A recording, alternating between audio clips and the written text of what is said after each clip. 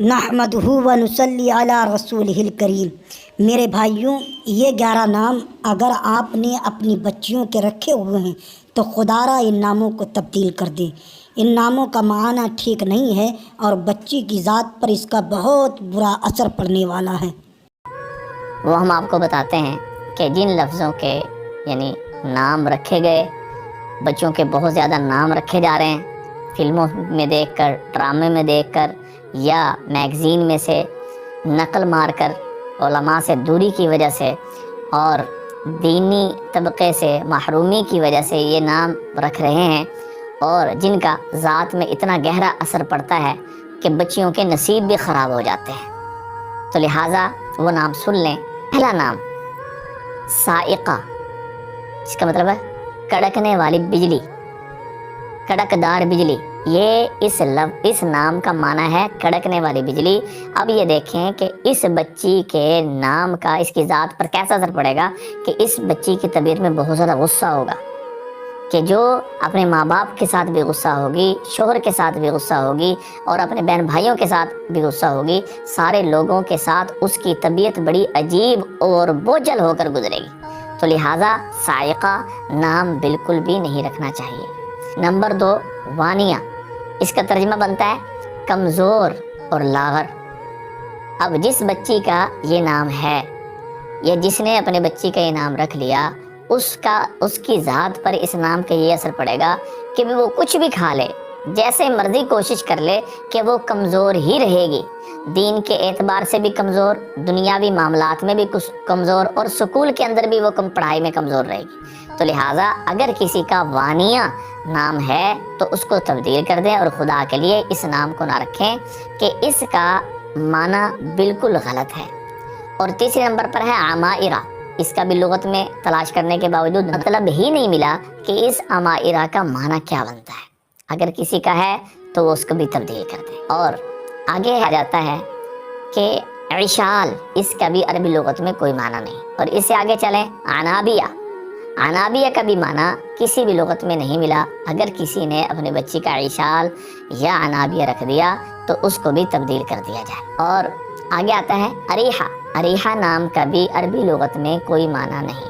ایک مقام ہے اریحہ، یعنی چھوٹی ہاں کے ساتھ، ملک شام میں ایک جگہ ہے اریحہ، اس جگہ کا یہ نام ملتا ہے کہ ملک شام میں اس جگہ کا یہ نام بن گیا اریحہ۔ تو لہٰذا اریحہ کے نام سے نام رکھنا مناسب نہیں ہے۔ اگر کسی کا ہے تو اس کی تبدیل کرنے کی کوشش فکر کی جائے۔ فارحہ رکھ سکتے ہیں، خوش ہونے والی، اریحہ کی جگہ فارحہ رکھ دیں، یعنی ملتا جلتا ہے، معنی اچھا ہے، صحابی کا نام نہیں ہے۔ اور اس سے آگے زویا، زے کے ساتھ اور زوا کے ساتھ، جس طرح بھی ہو، دونوں طرح یہ نام رکھنا مناسب نہیں ہے۔ آگے نام آتا ہے نابیہ۔ نابیہ کا ترجمہ تو ملتا ہے لیکن ترجمہ اس کا معنی ٹھیک نہیں ہے۔ وہ کیا ملتا ہے؟ وہ درخت کہ جو پانی سے بہت زیادہ دور ہو، یعنی پانی نہ ملنے کی وجہ سے گل جانے والا درخت۔ تو مطلب یہ کہ اس کا بھی ذات میں بہت گہرا اثر پڑنا ہے، تو لہٰذا اس نام سے بھی بچیں، اگر ہے تو تبدیل کر دیں۔ منتشا، بعضوں نے سننے میں آتا ہے منتشا نام رکھا ہوا ہے۔